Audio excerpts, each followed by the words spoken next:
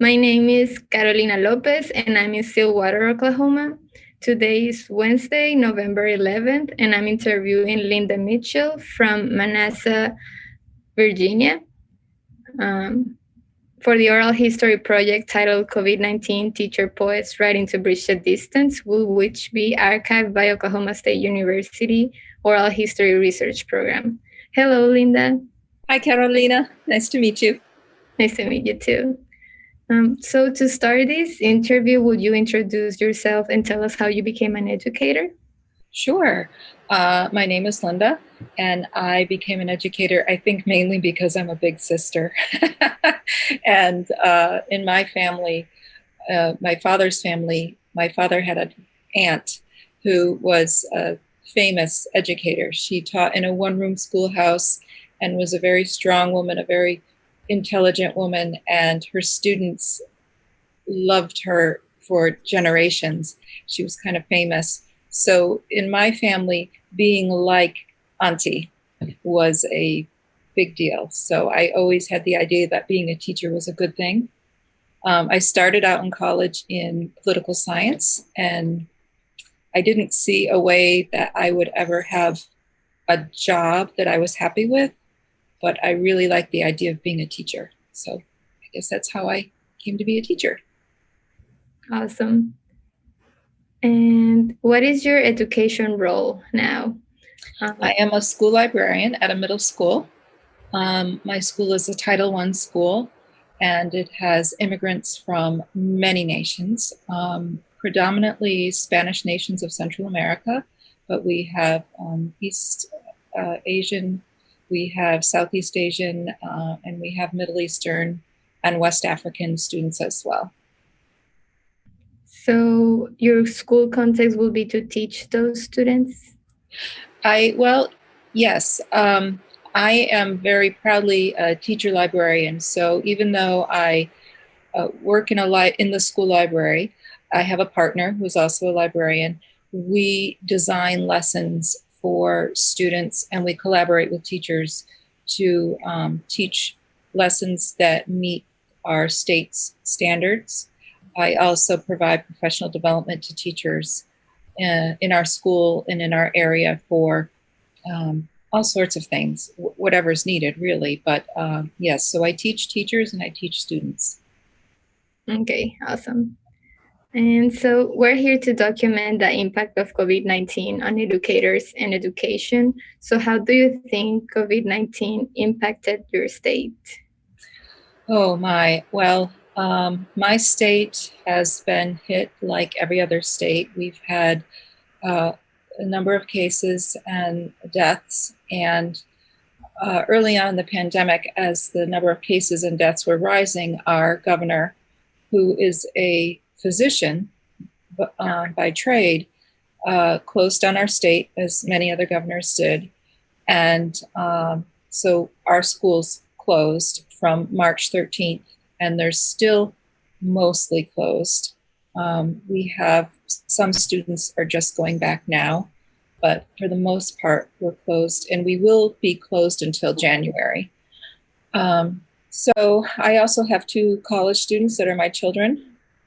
I have 4 children. 2 of them are college students at the current time. One of them is a high school student. So it really impacted my college students. Both of them are at their campuses, but they are very much restricted in college life because of the pandemic.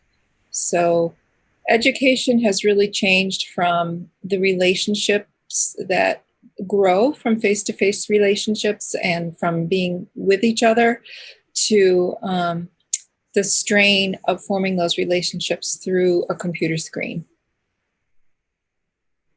Yes. And as you mentioned, you create lesson plans for the teachers, right? You work along with them. So how do you think they responded to the pandemic? At first, teachers were stunned. I think we were all stunned. And in my specific school, we have many students. I would venture to guess a majority of our students that have devices such as a phone or a tablet, iPad to connect, but not a laptop for learning. We really had to spend a lot of time reaching out to families to let them know that we were providing technology. We had to get the technology, we had to provide the technology, and then we are simultaneously teaching not only students how to use the technology for learning at a distance, but also their parents, because the students I teach are still young enough that they're not completely independent in their learning yet. They're getting close, but not completely. So with the multiple languages and the multiple levels of work, many of my students have parents that work in industries that if they don't go to work, they don't get paid. They're service industries. So it was really challenging to reach students in a way that was truly an educational experience, also supported by the family. So we've been struggling. We're doing our best. We teachers, over the course of the summer, we're just learning, and getting ready. And I think that teachers have done an awful lot to be prepared for teaching virtually. For us, well, I can only speak for myself. For me, I thoroughly enjoyed learning what a learning management system is and how to use it, and creating learning modules and creating quizzes and book talks and all sorts of things. But that doesn't necessarily mean that my students were excited about those things because they were learning. They were not strictly entertainment or games. So we're trying to work together. We're trying to come together with students who go to technology for entertainment, companionship, playing games with their friends online, and also needing to learn curriculum.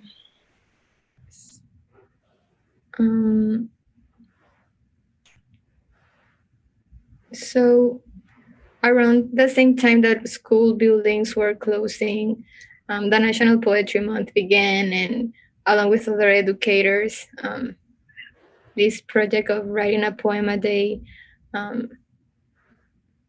did writing poetry for you help you in this pandemic? Oh, well, I write poetry anyway. I write a lot of poetry.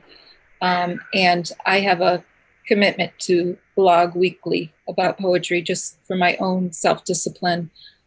So I was in the habit of writing, but the pandemic really made me, I think, turn inward and think about things in a different way. It made me think about what a privilege planning is. It made me think about how the fact that I wasn't being touched by the pandemic as others were made me realize that I really had a lot to be grateful for.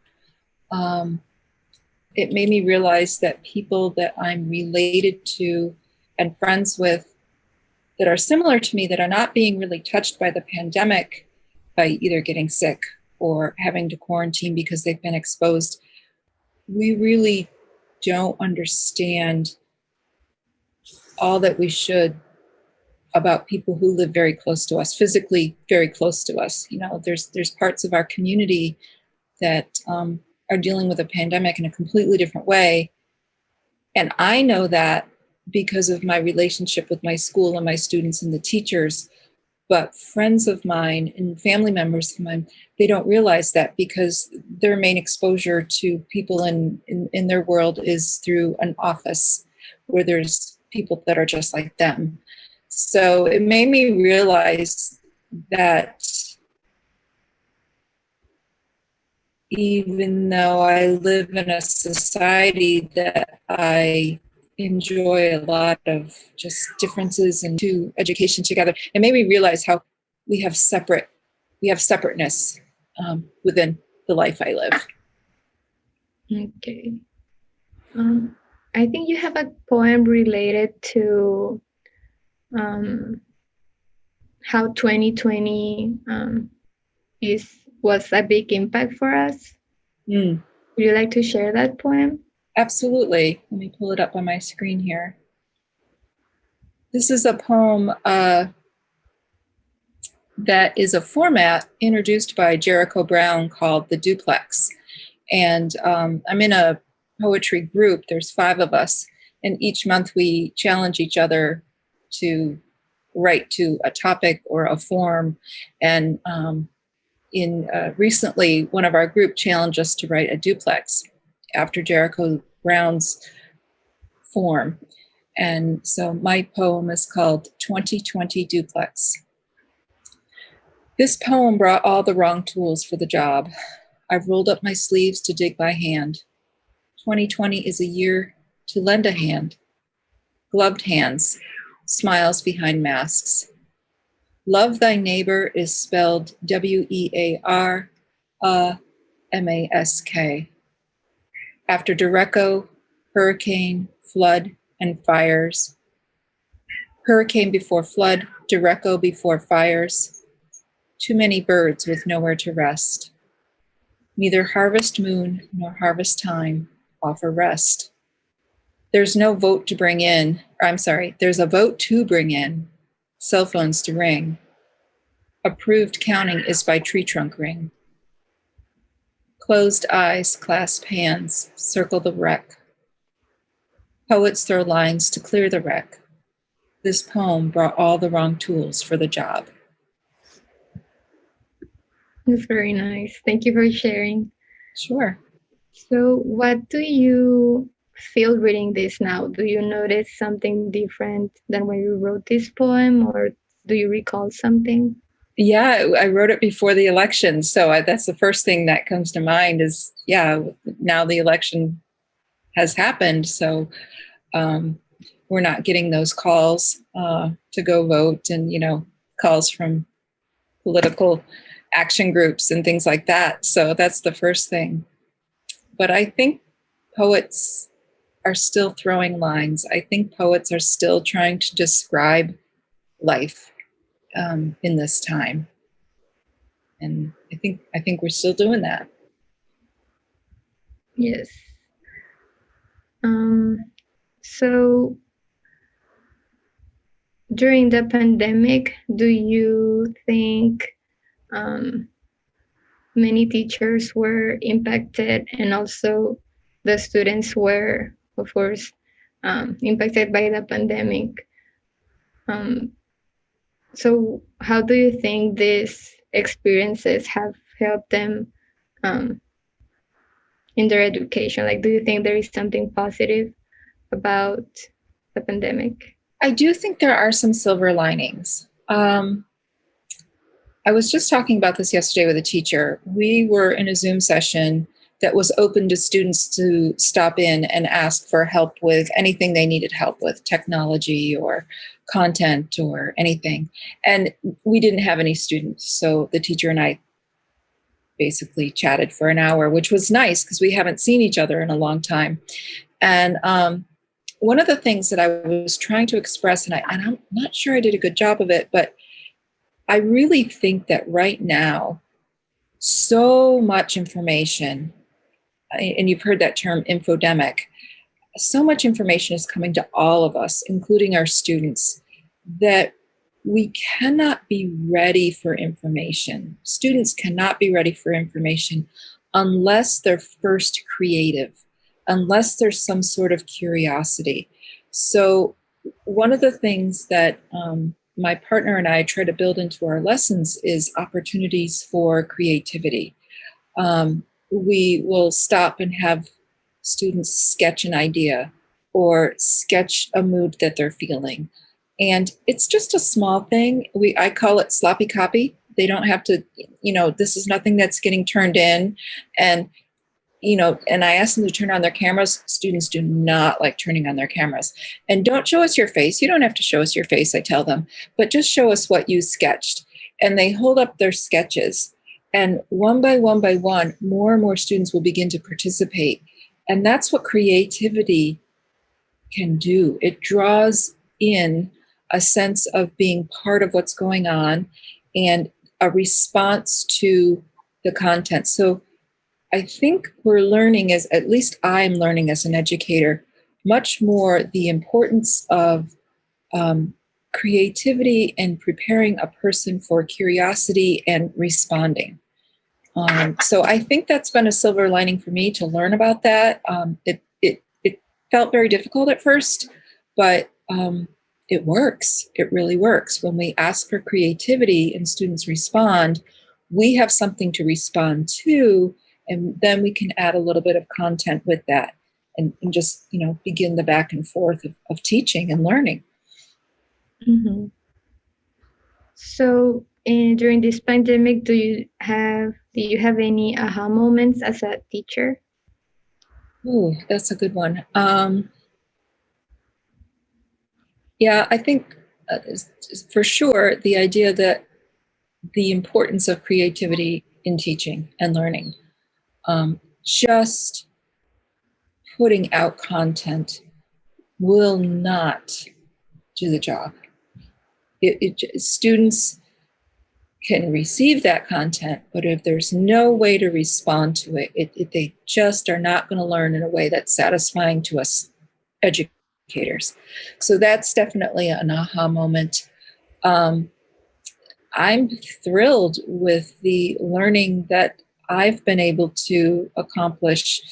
There's so many seminars and conferences and webinars online, because they have to be, that I can now participate in. And I feel like my professional development is greatly enriched.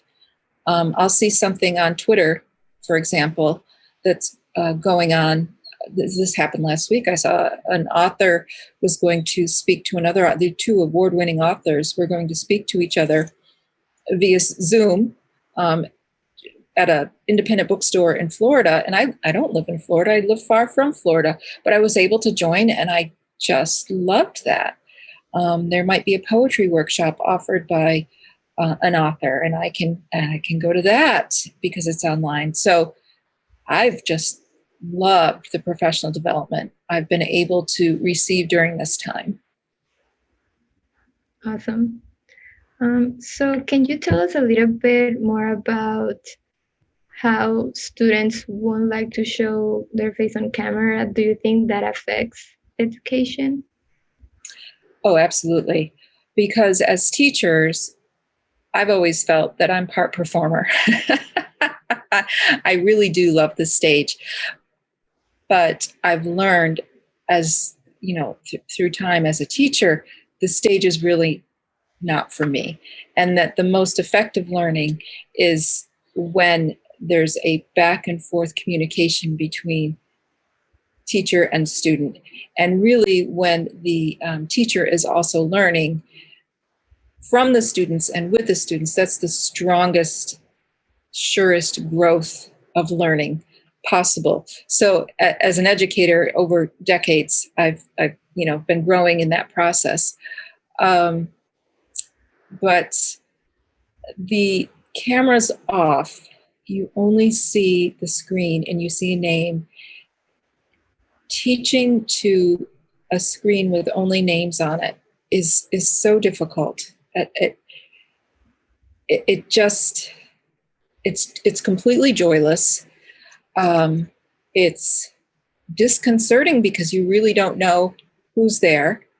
So that's why when I do teach, I build in a lot of polls and opportunities to sketch, or opportunities to, we call them brain breaks. I'm sure you've heard of brain breaks, where you get up and stretch, go find something that's red, bring it to your camera, that kind of thing, just to see who's there and, get those cameras on a little bit. Very, very difficult when you don't know that someone's there. Teaching is definitely a relationship, and you can't have a relationship with a blank screen. Yes, I agree. So as you mentioned before, the school will be closed till next year, right? Mm-hmm. So if we go back to March, when all the schools were closed, how did it end? It ended with, in my school, we had a huge community night on Thursday, March 12th, planned. And up until the morning of March 12th, the questions were just swirling amongst the staff. Are we going to hold this community event? Because we're going to have typically we have hundreds of families come, and families make food, and we eat each other's food, and we talk, and each classroom is set up with some sort of activity for families, and there's businesses come in and give away pens and pencils, and the public library is there doing library cards. I mean, it's just this huge event. And I remember emailing my principal and asking, is this safe with all that we're hearing? And about 1:00 on March 12th, we got the announcement that the event was postponed. And then on March 13th, Friday the 13th, terrible day for this to happen, we were informed at dismissal time that school would be closed for a month. And then the governor extended it a couple of times until finally we got to the end of the year. So I'm so sorry. I will. So we learned on March 13th that school would be closed for a month, and then it was above the decision-making of the school or the school district. It became the decision of the state, and the state closed the schools. Okay. And what is your most significant takeaway from this experience? I would say that I don't think human beings have changed that much. When we look, I started my education experience as a history teacher, and so I enjoy history, and I enjoy looking back and looking at the pandemic of 1918. I could see that, things were bad then. People tried to learn. We learned a lot about hand washing, and people did cover their faces. And then I started reading, and this is back in March, I started reading about the second wave and how the second wave in the summer was worse. And I was sad because I really didn't think we as a people, without strong, patriotic leadership, I didn't think we were going to be any different. And I think that's been borne out. I think human beings without leadership and without a cause to lead them to better than their natural selves are selfish, and we just haven't done better than any group of people in the past. And that's very sad to me, but it's also very interesting to me because I think it gives us opportunities in our teaching and our my daughter is in college right now, and she keeps going back and forth between sociology and psychology. And I really think either field is wonderful right now because there's just going to be so much for years for sociologists and psychologists to study and to work with. Yes. As you mentioned, the leadership that we need these days, it's very important. I think you have a poem about the Constitution. I do. Would you like to share it? I would love to. Constitution Day is in September. And when I was a social studies teacher, I taught about the Constitution quite a bit. And I just loved teaching about the Constitution.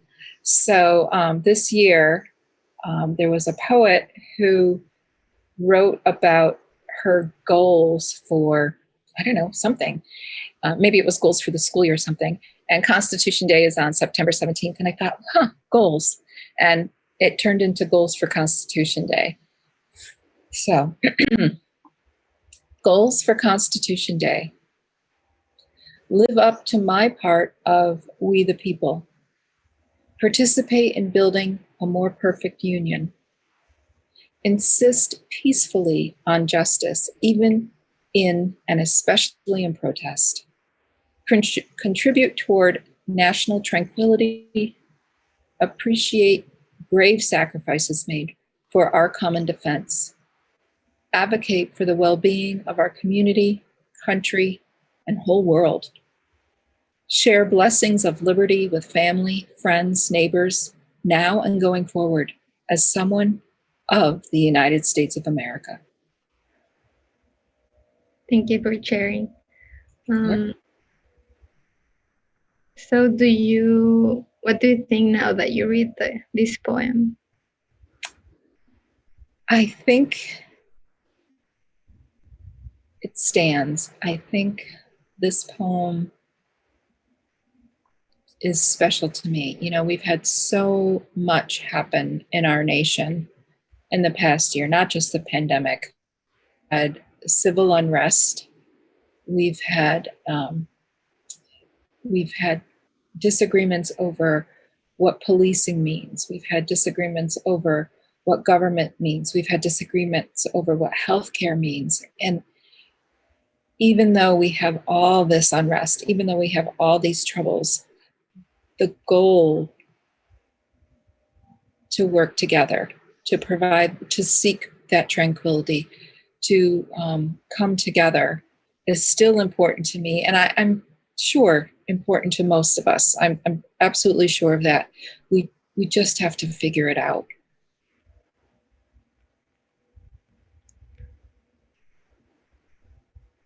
And as you mentioned in the poem, you say we the people, and you mentioned union, justice. So what do you feel about, like, how do you think that is right now? Like, do you feel union? Do you feel tranquility? Or well, I use those words on purpose because those are the words from the preamble to our Constitution. And I used to teach that all the time. And we'd sing the little song from Schoolhouse Rock in my classroom. And I think we don't have that. I think we have forgotten. I think there's a segment of my world that believes we still have it, and it has to be defended from those who would harm it. But I think that group, like I mentioned before, they don't understand that there are people, neighbors, friends very close to us, physically close to us within our communities that don't have those things and don't feel that they have those things. And there's a separation between those that think everything's fine and those that really are living in a world that's not fine. So I guess in writing that poem was to just feeling of, you know, this is what I want to continue to work for. Yes. So we can turn now to what is, well, we have talked about as of today, what is going on. So we can go now to what is next. How is your current state dealing with COVID right now? Right now, we are, I'm trying to think of the level. We are open as a state. Businesses are open. Districts have made their own decisions on whether to be open or not. My school district is mostly closed except for students with the highest needs. So our special education students with the highest needs and our English language learners with the highest needs. So our level 1 students just learning English, they're now, yesterday we began the beginning with pre-kindergarten attending school 50%. And then 4 weeks, the grades will begin 50%. And then this district's plan is to begin to send more and more students until we reach but there's no way at the rate that we have in our, there's the full capacity won't happen until about March. So it's a very slow opening so that it can be determined whether it's safe. Also, a slow opening would mean class if it goes completely again. So that's where we're at right now. I feel very, very fortunate that my governor in this state is a physician, and very fortunate with the philosophy he and my state legislature has protecting people. It's a philosophy I agree with. I think a very good job. So given your experiences, what are a few of the most important issues that you think that we will face from now on? Well, definitely COVID is with us. Even with a vaccine, we will have the challenge of making sure enough people trust in the vaccine to be vaccinated so that our society can continue. We see even with the flu vaccine that there's many people that don't get it or say, well, the flu vaccine doesn't cover all strains of flu, so why? Or they prefer to just get the flu and suffer through it. But COVID similar in that there will be variations of it that will and we will have different forms of COVID-19 that we're going to have to battle and deal with. Going forward, I think there's definitely a big expectation on to be ready and virtually and to use technology at a much increased capacity. And one to class teachers, friends of mine, their time on screen is a certain amount of time of the day. It's about half the time they're required to be in class. And the other half of that class time is spent with students who remain in the class. Some students, they feel like they're done. They can do their homework on their own.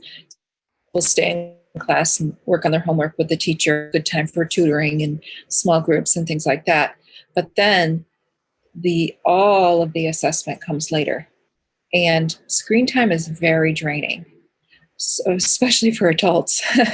So the amount of time and wear that this has had on teachers is, I think, I have friends that have retired rather than continue teaching.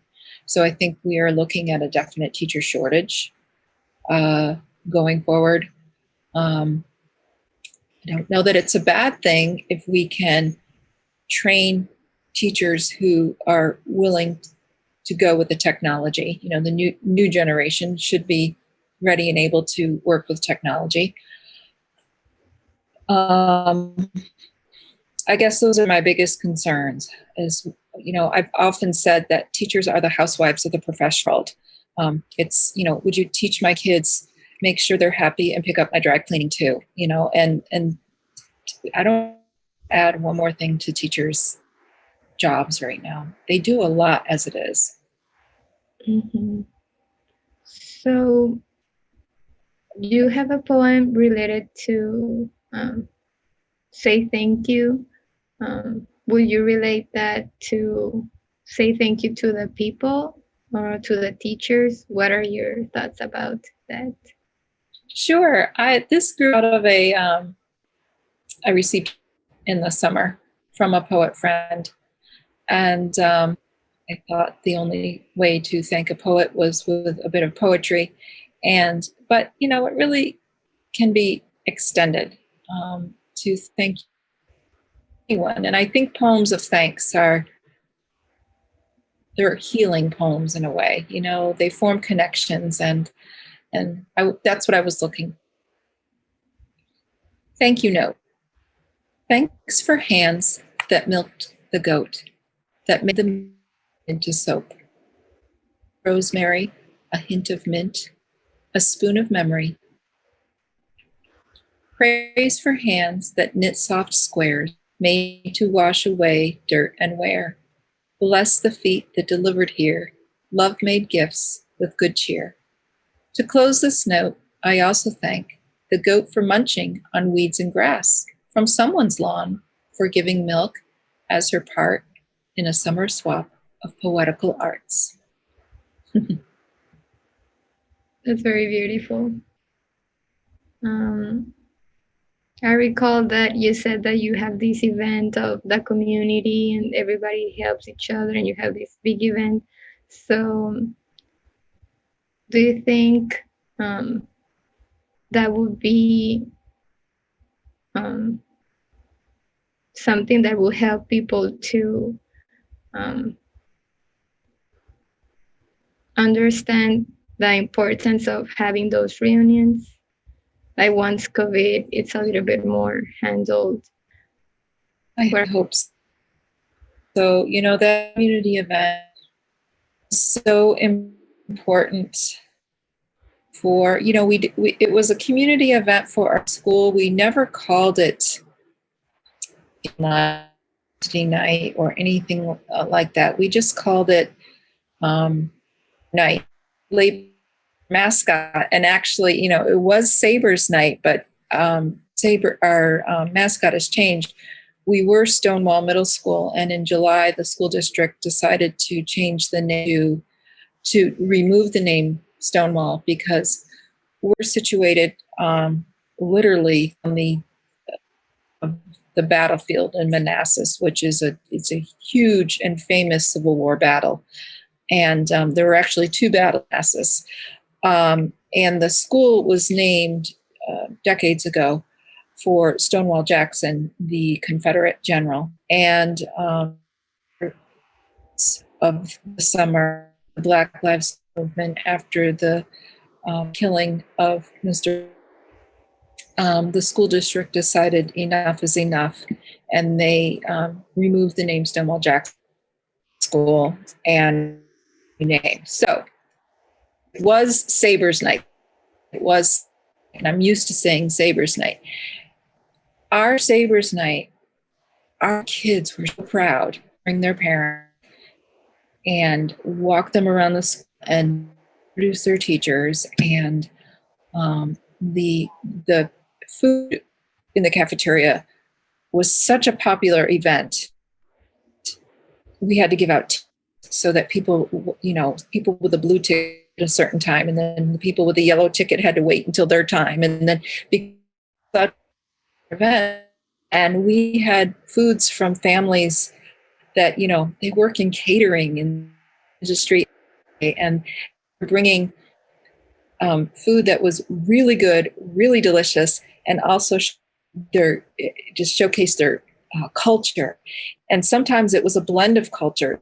One of my favorite families that would do that, it would be like a Muslim dad and a Islam, or, and they would just bring all this blended culture, and they would bring all these identities to our Sabres night. And I hope in the future, when we can meet again, that we haven't lost that. I hope that it's still just a time to shine and be proud, to just enjoy, to celebrate. Yeah, that's very beautiful. You have we're almost about to wrap up, but you have a poem that talks about you. Would you like to share that? It's a poem about me and my mom. Like many daughters, we were different. We were opposites, but we were mother and daughter. And we really had to navigate that our whole lives. She has passed away, but her and my whole life with her, we responded to the world very differently. And this poem comes out of finding common ground, and it's called Kindred. She was a math and science mom, I was built for pretty words. As we grew together, we fell in love by page turns. Her precision met my poetical fairy tale, Bible story by Little Golden Book. Terms of our peace laid out and agreed upon from once upon a time until the end. It's very nice. As you said, the importance of finding a common ground for your relationship with your mom. How would you relate that to what is next? Would you like to tell something to the teachers in later years? What would you recommend them? I would recommend, I think I became a teacher, fell in love with learning when I taught students who were different than me.